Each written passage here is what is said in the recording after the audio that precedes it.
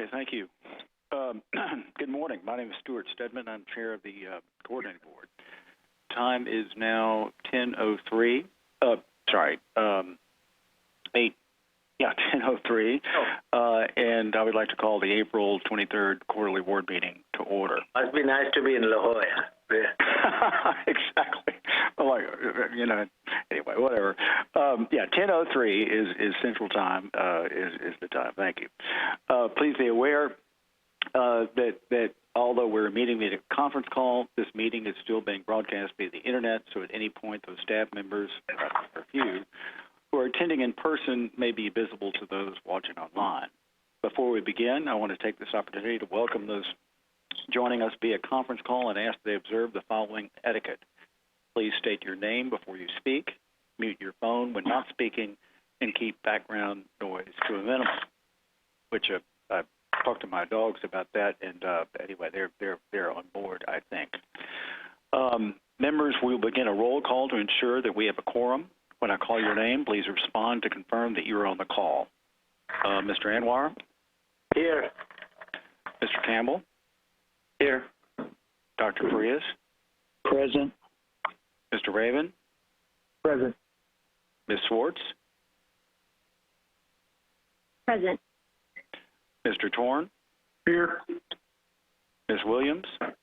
Here. Mr. Wilson? Present. And Ms. McKenzie? Here. Please record in the minutes that we have a quorum.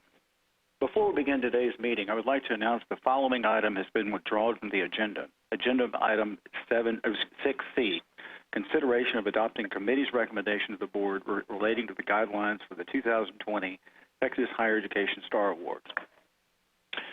The first item is consideration of resolution of appreciation for Student Representative Lauren C. McKenzie.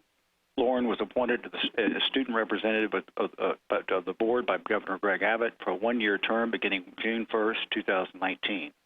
During this time, Lauren has contributed to productive exchanges on information and ideas within the committee she served on, and invited guests to the board with professionalism and focus on advocacy for students enrolled in higher education in Texas. Lauren, it's been a pleasure working with you, and we have placed this item on the consent calendar today's meeting in anticipation that you will be joining us, willing to return to the July board meeting to allow us to present the resolution to you in person. So glad you could attend by phone, and hopefully we'll see each other again in July. Next on the agenda is items IC, Commissioner's remarks. Commissioner will provide his remarks on some of the agenda items that we will be discussing today. Commissioner? Thank you, Mr. Chairman. Members, of course, this meeting is taking place in an unprecedented time, and I want to thank all of you, our staff, and our institutional stakeholders for their flexibility in changing the format of the meeting to accommodate requirements of social distancing while still allowing the agency to fulfill its core duties. There are a number of important items on our agenda for consideration today, but I'd like to begin by talking a little bit about the COVID-19 pandemic and its impact on higher education. It's difficult to overstate the impact of the COVID-19 pandemic on institutions of higher education in Texas and across the nation. We have not seen this kind of disruption to our campuses since the wake of the Second World War. And first, I want to commend our Texas colleges and universities for their swift and creative responses to ensure the safety of their students and faculty and staff.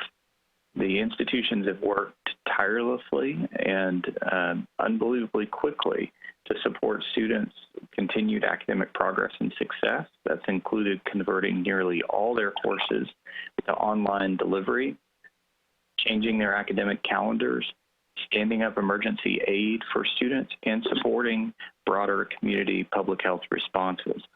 There's still significant work to be done and still many unknowns, but the coordinating board is committed to partnering with and assisting our institutions of higher education during the disruption. We are in close communication with the governor's office, with institutional leadership, the legislative leadership, and other key stakeholders to find ways to support the institutions and the more than 1.6 million students they serve who are enrolled in higher education across Texas. And I'd like to highlight a couple of items for you. Last week, we released a statement endorsing principles on acceptance of credit that had been developed by the major higher education national associations, including the National Association of Community Colleges and also the Association of American Universities that represents elite research universities. So across the spectrum, the national organizations came together and recommended a set of principles on acceptance of credit. And we're encouraging our Texas institutions to continue to embrace the spirit of these principles, the spirit of flexibility and commitment to student success that will be needed during these extraordinary times. And when it became clear that the pandemic was going to be worse than we'd all hoped, I appointed Deputy Commissioner Ray Martinez as our agency point of contact on COVID-19 issues, and Deputy Commissioner Martinez has put significant efforts together towards creating a dedicated webpage of resources for COVID-19 related issues for higher education. That site, which is linked from our main page, includes an FAQ pages. Now, the FAQ pages is where we communicate information to institutions and other external stakeholders, particularly about areas where we've been able to provide some additional flexibility to the institutions. There are some things that we can do through the agency, or I can grant additional flexibility as commissioner. There are other things where we've been working closely with the governor's office to get waivers to provide additional flexibility for the institutions. And all of those are curated in the FAQ. Now, at this point, we have more than 75 FAQ that are discussed online on our webpage. I want to say that I appreciate our agency staff. They've provided outstanding support, counsel, and service across every sector of Texas higher education, and their work's a strong demonstration of our agency's commitment to service and to be a resource for our agencies, for higher education. And in particular, I want to call out and say I appreciate Deputy Commissioner Martinez and his tireless effort in coordinating the agency's daily work to curate and share resources and provide information across institutions of higher education. Multiple coordinating board staff members led by Associate Commissioner Melissa Henderson are also serving on Governor Abbott's Frontline Child Care Task Force. The governor's office had reached out to us early on to ask for recommendations about how to provide child care for frontline essential workers, folks who are working, for example, in healthcare or in grocery and other essential, providing other essential services for the state. And our agency is working in close partnership with Texas Education Agency, the Workforce Commission, and other agencies, and with the governor had appointed a task force that Elaine Mendoza chairs, and we're supporting Chair Mendoza also in developing and launching a portal that helps provide child care options for these frontline essential workers. So Associate Commissioner Henderson and our staff members have done some excellent work to help address this critical need for our essential workers across the state. Additionally, Governor Abbott recently announced a strike force to reopen the Texas economy. I'm working closely with Mike Toomey, who's the Chief Operating Officer for the strike force, and the institutions in supporting the strike force's efforts to help accelerate the recovery.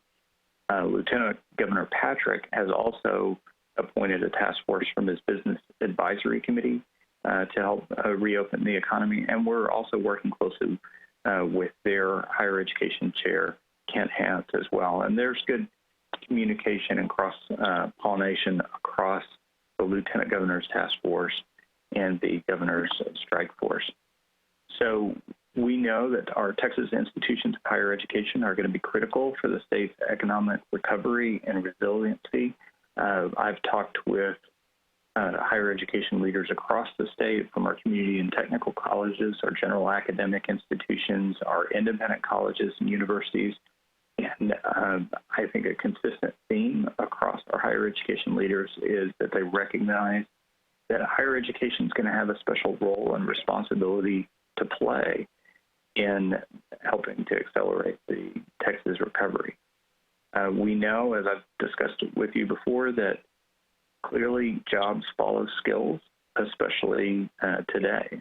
After the Great Recession, nearly 85% of the net new jobs that were created in Texas required at least some post-secondary education. And already we know the best insurance policy against long-term unemployment is a high-quality post-secondary certificate or degree. So high-quality post-secondary education, the issues that we've been talking about that the board has provided leadership on, are, if anything, even more urgent than ever in helping to inform and accelerate the recovery of the Texas economy. We know that investing in talent is a proven strategy for expanding economic opportunity, and the coordinating board is committed to partnering with and advocating for higher education in these difficult times. I'm hopeful that we'll all be back together for our July meeting. There will be many issues that we'll have to discuss around the response and looking ahead to the recovery, as I mentioned. And thank you, Mr. Chairman, for the opportunity to share some reflections. I'm happy to answer any questions. Thank you, Commissioner. Yeah, the role certainly of the coordinating board. I mean, it really embodies the name of coordination with best practices and information out to all institutions. And of course, the vision going forward. I mean, the advocacy for higher education and how important it is to get the workforce, back on its feet. So, any board members, any questions, comments? All right, thank you, Commissioner. The next item is on the agenda is public testimony. We do not have anyone registered to testify today, so we will go to the next item. Next agenda item is approval of minutes from previous meetings. I need a motion and a second for the approval of minutes of the January board retreat. Ricky Raven. So moved. Let's see. Motion by Mr. Raven, second by Mr. Wilson. Members, when I call your name, please state whether you're voting for or against. Those in favor say aye. Those opposed say no. Mr. Anwar? Aye. Mr. Campbell? Aye. Dr. Frias? Aye. Mr. Raven? Aye. Ms. Swartz? Aye. Mr. Torn? Aye. Ms. Williams? Aye. Mr. Wilson? Aye. Motion passes. Do I have a motion for I need a motion and a second for the approval of minutes of the January quarterly board meeting. Emma move. Donna Williams. Second. Let's see. Motion by Ms. Swartz, second by Ms. Williams. Members, when I call your name, please state whether you're voting for or against. Mr. Anwar? Aye. Mr. Campbell? Aye. Dr. Frias? Aye. Mr. Raven? Aye. Ms. Swartz? Aye. Mr. Torn? Aye. Ms. Williams? Aye. And Mr. Wilson?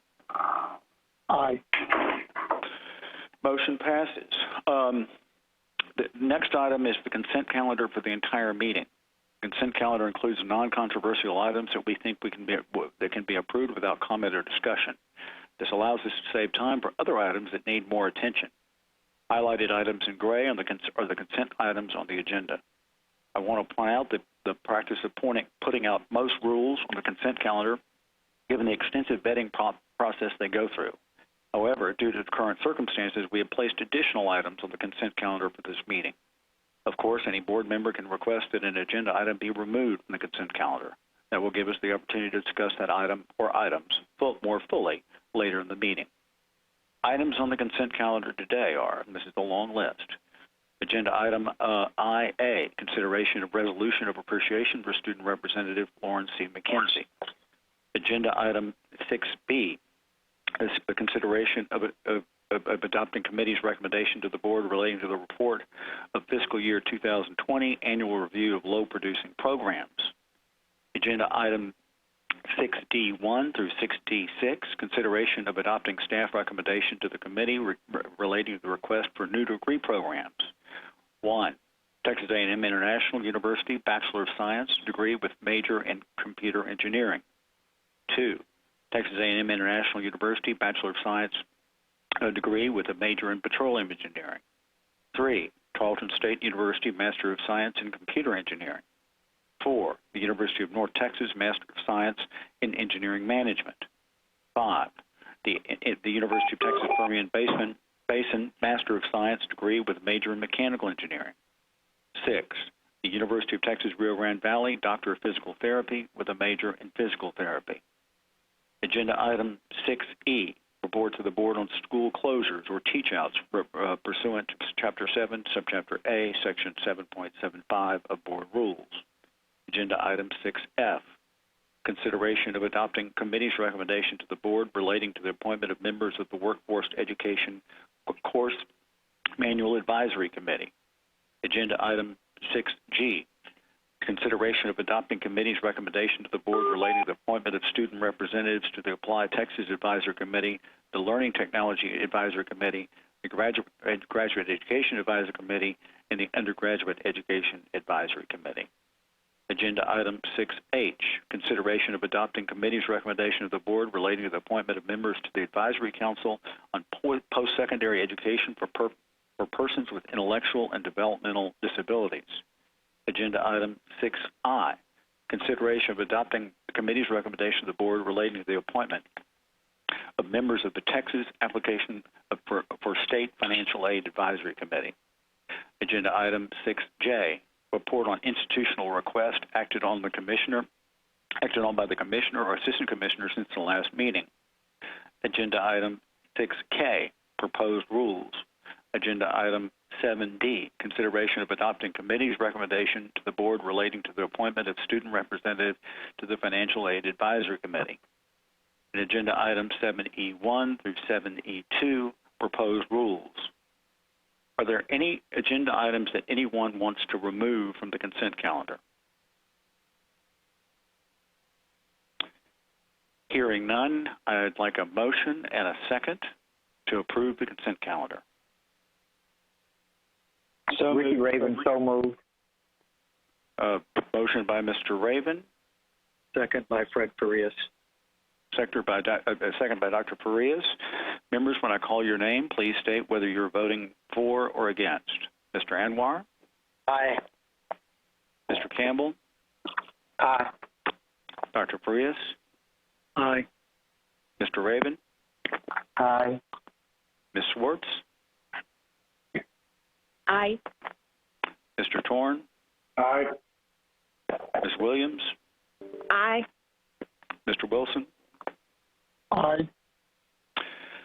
Motion passes. Our next section is matters relating to the full board. Agenda item 5A is a discussion of the consideration of changing the name of the changing the name of the Committee on Affordability, Accountability, and Planning. Members, I propose that we change the name of the Committee on Affordability, Accountability, and Planning to the Committee on Innovation, Innovation, Data, and Educational Analytics. That acronym is IDEA. Very clever. Effective July the 22nd, 2020. This change will better align our board committees with the changes Commissioner Keller has made at the leadership level of the agency. Do I have a motion to change the name of the Committee on Affordability, Accountability, and Planning to the Committee on Innovation, Data, and Educational Analytics? So moved, Sam Torrance. Motion by Mr. Torn. Do I have a second? David Anwar, second. Second by Mr. Anwar. Members, when I state your name, call your name, please state whether you're for or against. Mr. Anwar? Aye. Mr. Campbell? Aye. Dr. Frias? Aye. Mr. Raven? Aye. Ms. Swartz? Aye. Mr. Torn? Aye. Ms. Williams? Aye. Mr. Wilson? Aye. Motion passes. Agenda item 7 is matters relating to the Committee on Academic Quality and Workforce, chaired by Dr. Frias. Fred? Thank you, Mr. Chairman. Good morning, and thank you for joining us for matters relating to the Committee on Academic Workforce and Success. Agenda item 6B was approved on consent. Agenda item 6C was withdrawn. Agenda item 6D through 6K1, agenda items 6C through 6K1 were approved on consent. Mr. Chairman, this concludes the agenda items relating to the Committee on Academic and Workforce Success.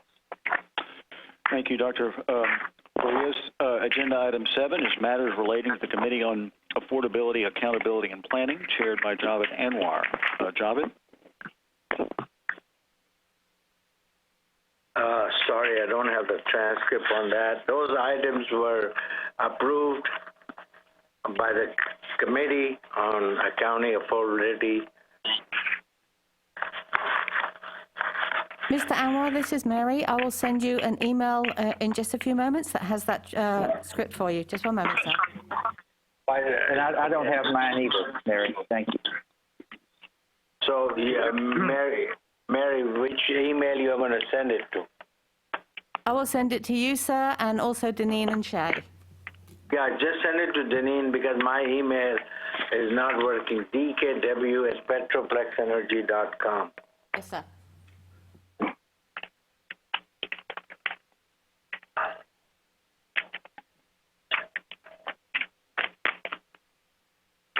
It may take a minute to get here because of coronavirus. Everybody's on the internet.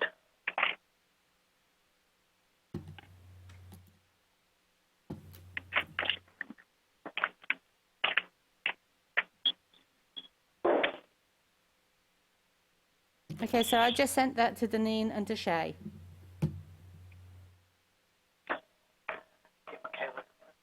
And Mary, if you could forward mine too, that would be great. Mr. Raven, you have no items on the board from AOC. Okay, all right, thank you. Mary, it will take a minute. We will receive it. As soon as we receive it, I will let you guys know in a minute.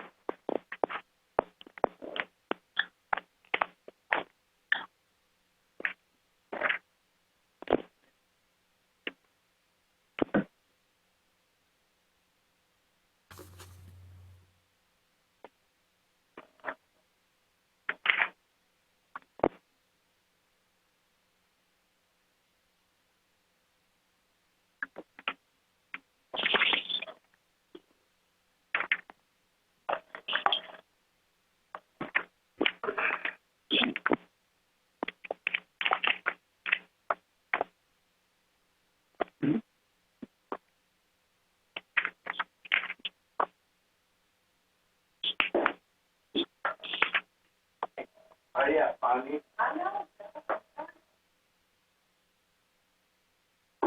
Did she get it?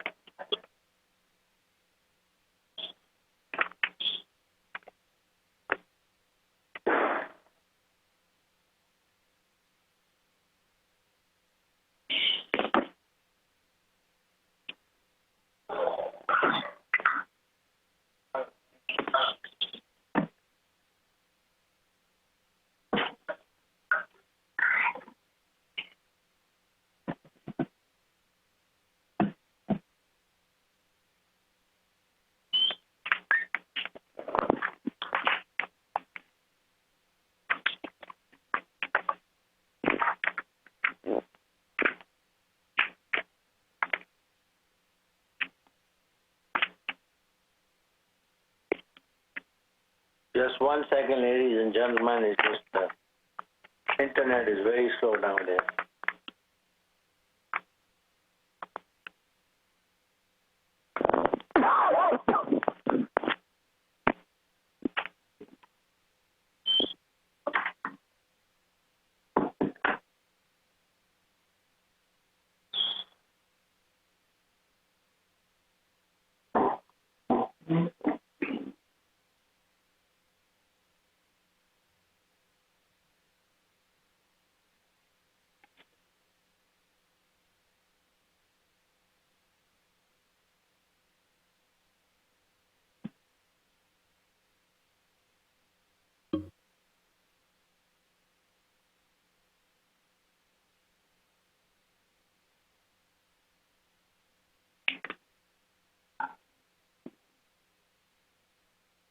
Mr. Anwar, did you receive the email?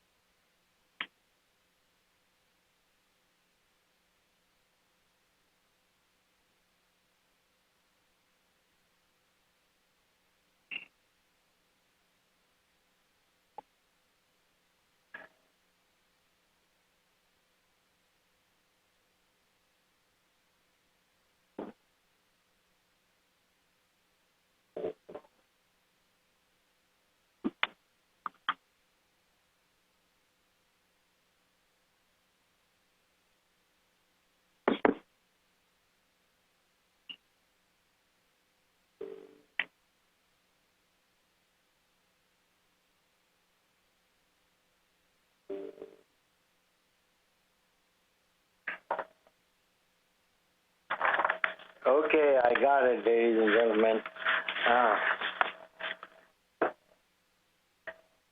Agenda item 7A is the committee's chair's meeting overview. Thank you for joining us. The matters related to the Committee on Affordability, Accounting, and Planning.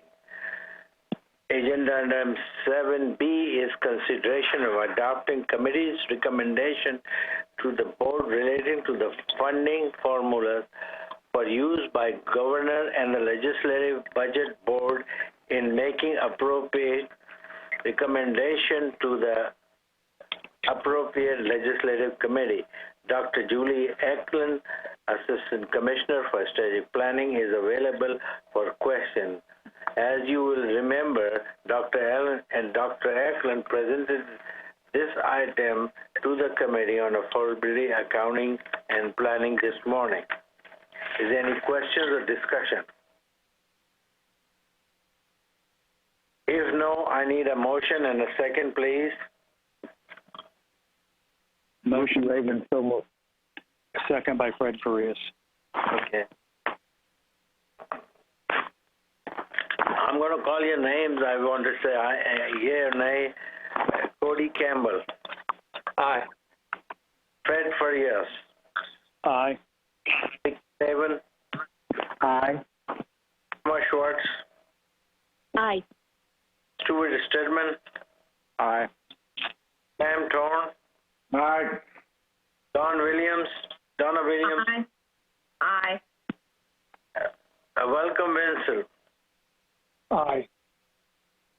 And I'm also aye. Motion passes. Then we move on to agenda item 7C is consideration of adopting the Commissioner's recommendation to the board relating to the annual report about the financial condition of the states, committee, colleges, HB 186, Texas Legislative Regular Session, Rider 12, 3, 2022-219. Dr. Julie Eklund, Assistant Commissioner for Strategic Planning, will be available to answer any question. Any questions or discussion? If not, do I have a motion to adopt this committee's recommendation to the board of the annual report about the financial condition of the state's community college district? Do I have a motion and a second? Welcome Wilson, so moved. Emma Ricky Schwartz, Raven, second. So I'm going to call your names. Please say aye, yea or nay. Cody Campbell. Aye. Fred Frias. Aye. Ricky Raven. Aye. Emma Schwartz. Aye. Stuart Stedman. Aye. Sam Torn. Aye. Donna Williams. Aye. Welcome Wilson. Aye. And I'm also aye, so the motion passes. Agenda items 7D through 7C were approved on the consent calendar. This concludes our portion of the meeting. Okay, thank you, Javed. Well, this concludes probably what I suspect, although, you know, I wasn't here at the beginning, but what is the shortest coordinating board meeting on record. And I think that we was missed really, one. What's that? I think we missed one. Which one is that? I think D, isn't it? Mary, am I right? Yeah. I'm sorry, ma'am, what was the question? On D, it's on the report, it says, considering adoption of committee's recommendation to the board relating to the appointment of a student representative to the Financial Aid Advisory Committee. That item was on consent, ma'am. Okay, thanks, sorry. Thanks. You're welcome.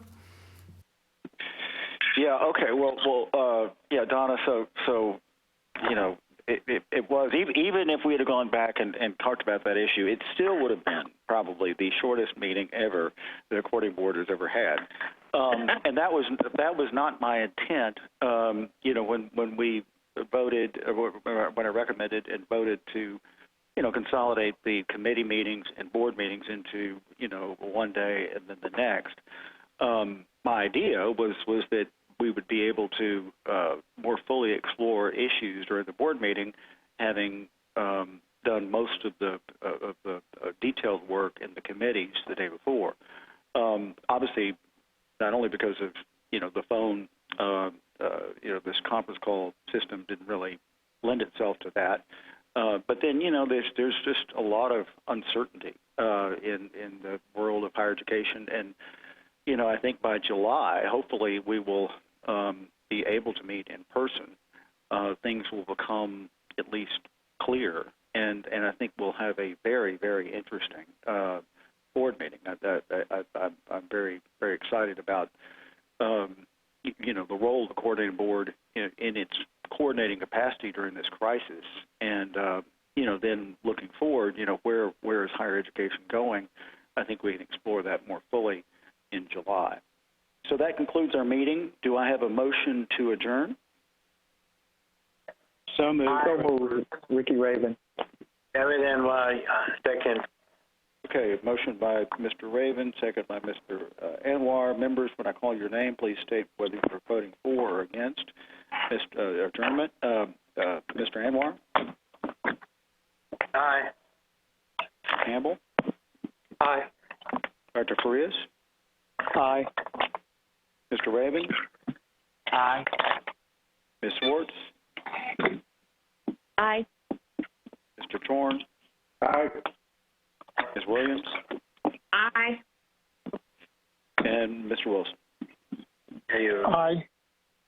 And I, of course, vote aye. That concludes our meeting. Thank you, everybody, for attending, both board members and the public and staff.